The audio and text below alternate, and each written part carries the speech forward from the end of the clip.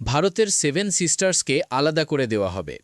বাংলাদেশকে অস্থিতিশীল করলে ভারতের সেভেন সিস্টার্সকে আলাদা করে দেওয়া হবে বলে হুঁশিয়ারি উচ্চারণ করেছেন জাতীয় নাগরিক পার্টি এনসিপির দক্ষিণাঞ্চলের মুখ্য সংগঠক হাসনাত আবদুল্লাহ।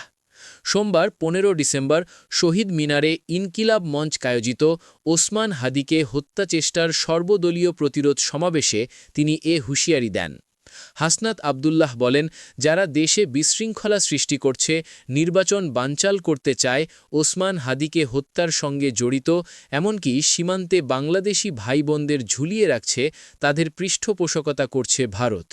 তিনি বলেন, ভারতকে স্পষ্ট ভাষায় জানাতে চাই, যারা বাংলাদেশের সার্বভৌমত্ব, সম্ভাবনা, ভোটাধিকার ও মানবাধিকারকে বিশ্বাস করে না, যারা এদেশের সন্তানদের ওপর আস্থা রাখে না, আপনারা যেহেতু তাদের আশ্রয় প্রশ্রয় দিচ্ছেন, তাই বাংলাদেশের পক্ষ থেকে ভারতের সেপারেটিস্টদের আশ্রয় দিয়ে সেভেন সিস্টার্সকে ভারত থেকে আলাদা করে দেওয়া হবে।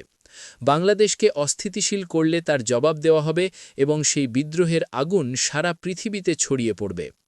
ভারতের ভূমিকার সমালোচনা করে তিনি বলেন, স্বাধীনতার ৫৪ বছর পরও শকুনদের হাত থেকে মুক্তির জন্য আন্দোলন করতে হচ্ছে। আবারও শকুনেরা বাংলাদেশের মানচিত্রে থাবা বসানোর চেষ্টা করছে। ভারত বাংলাদেশকে আরেকটি ফিলিস্তিন রাষ্ট্রে পরিণত করতে চায় বলেও অভিযোগ করেন তিনি। হাসনাত আবদুল্লাহ বলেন, সাবেক প্রধানমন্ত্রী শেখ হাসিনা এবং তার পৃষ্ঠপোষকেরা অর্থ, অস্ত্র ও প্রশিক্ষণ দিয়ে বাংলাদেশের বিরুদ্ধে মানুষ দাঁড় করাচ্ছে। ক্ষমতা, গদি ও মন্ত্রণালয়ের লোভে যারা দিল্লিকে কেবলা বানিয়েছে, তারা বাংলাদেশের স্বাধীনতা তৃতীয়বারের মতো বিক্রি করে দেওয়ার প্রস্তুতি নিচ্ছে। নির্বাচন কমিশনের কঠোর সমালোচনা করে তিনি বলেন, বর্তমান নির্বাচন কমিশন মেরুদণ্ডহীন। একজন ইলেকশন কমিশনার ওসমান হাদির মৃত্যুকে বিচ্ছিন্ন ঘটনা বলে উল্লেখ করেছেন, এটি অমানবিক।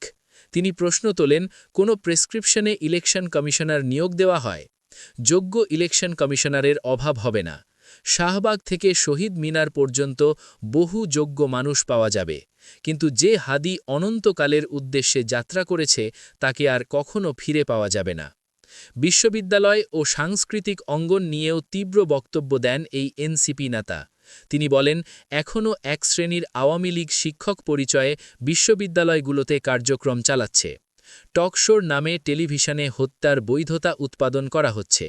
নাটক ও সিনেমার মাধ্যমে সংগ্রামী মানুষের মৃত্যুকে বৈধতা দেওয়া হচ্ছে। বিশ্ববিদ্যালয়গুলোতে নীল দলের আওয়ামী পাচাটা শিক্ষকদের ধরে ধরে বের করে দিতে হবে। একইভাবে নাটক, সিনেমা থেকে আওয়ামী ও মুজিবপন্থী শিল্পীদের স্টেজ থেকে নামিয়ে বাড়িতে পাঠাতে হবে।